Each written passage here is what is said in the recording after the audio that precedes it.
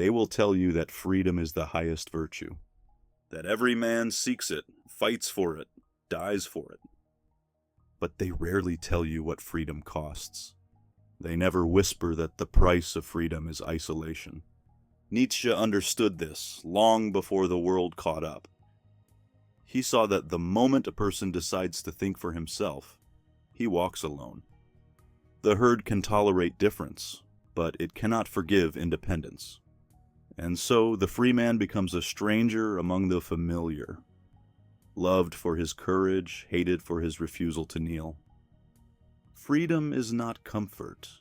It is responsibility stripped bare. It is the silence that follows when you no longer have anyone left to blame.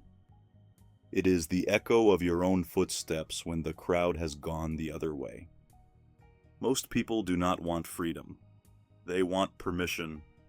They want walls disguised as protection, schedules disguised as purpose, leaders disguised as saviors. Freedom terrifies them because it removes excuses. It exposes the truth. That meaning must be built, not borrowed. Nietzsche wrote of the Übermensch, the one who transcends man's limits. But he did not promise companionship along that road. He promised solitude, misunderstanding, even madness. Because to rise above, you must leave the safety of imitation. Look closely at every cage and you will see that it was once called home. The prisoner decorates his bars, learns to love the pattern of his chains, and soon he forgets that outside there is sky. When you break the lock, you do not walk into peace, you walk into wind. The air is sharp, the light is harsh, but it is yours. Schopenhauer said that a man can do what he wills, but cannot will what he wills. Freedom begins when you challenge even that. When you ask, if I cannot choose my will, then who am I? And in asking, you begin to carve yourself from the stone of fate. The crowd seeks warmth. The philosopher seeks fire. Warmth keeps you alive, fire transforms you. But fire burns, and the moment you touch it, you are no longer like them. Isolation is not punishment, it is purification. The noise of society drowns the whisper of your own thoughts. Only in silence do you hear what you truly believe. Only in solitude do you face the shadow that follows you. Carl Jung would later call that shadow the part of us we refuse to see. Nietzsche met it in every sentence. He dared to look into the abyss, and found that the abyss stared back, not as an enemy, but as a mirror. He warned that whoever fights monsters must take care not to become one. But he also knew that whoever refuses the fight remains forever prey. To be free is to stand naked before your own contradictions. You will question everything, your morals, your motives, even your sanity. Freedom strips away illusions until only truth remains. And truth is rarely comfortable. The herd will call you arrogant. They will say you've lost your way. But what they mean is that you've stopped following theirs.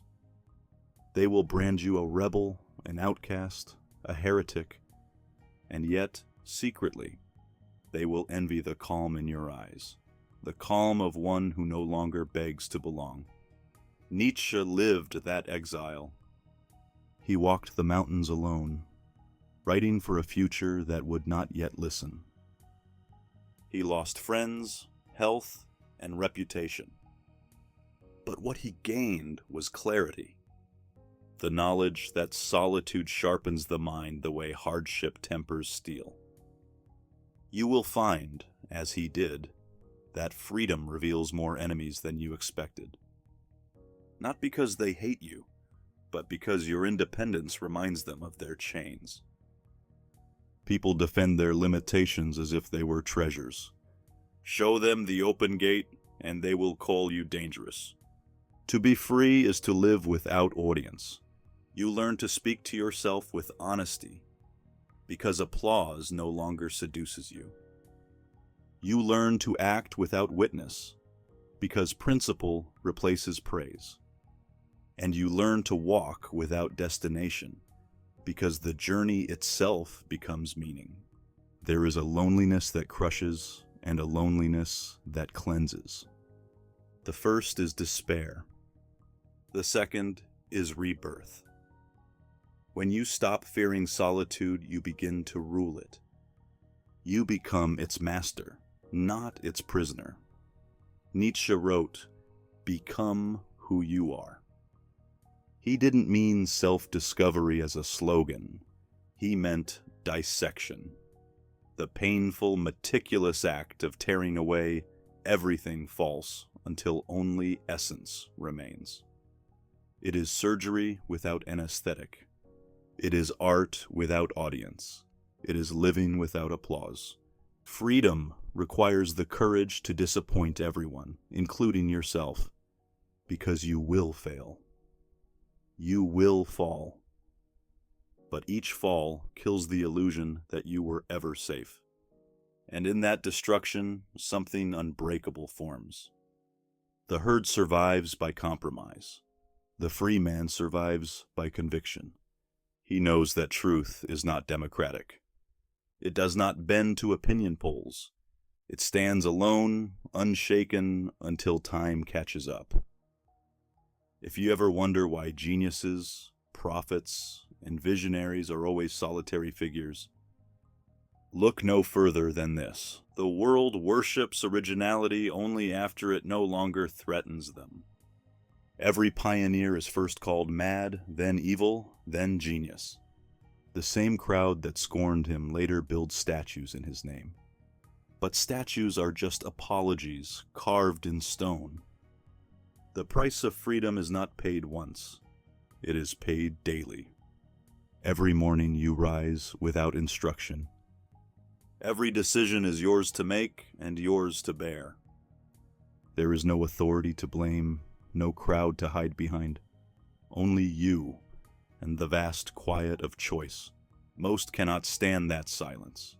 They fill it with distractions, rituals, routines, addictions. Anything to avoid hearing the truth, whisper, "You are responsible for everything." That whisper is freedom's voice. The world tells you to connect, to network, to belong. But real belonging begins only when you stop begging for it. Freedom is not found in being accepted. It is found in accepting yourself so completely that rejection loses power. You will know you are free when solitude feels like sanctuary, not sentence. When your thoughts no longer need translation, when your integrity becomes your only audience. The mountain of freedom is steep. Each step upward peels away comfort. Halfway up, you look back and realize how far the crowd has fallen behind. You call their names, but the wind swallows your voice. That is the moment of truth. Do you go back for warmth, or climb into the cold that makes you eternal? Nietzsche chose the climb. He knew that isolation is not absence, it is elevation.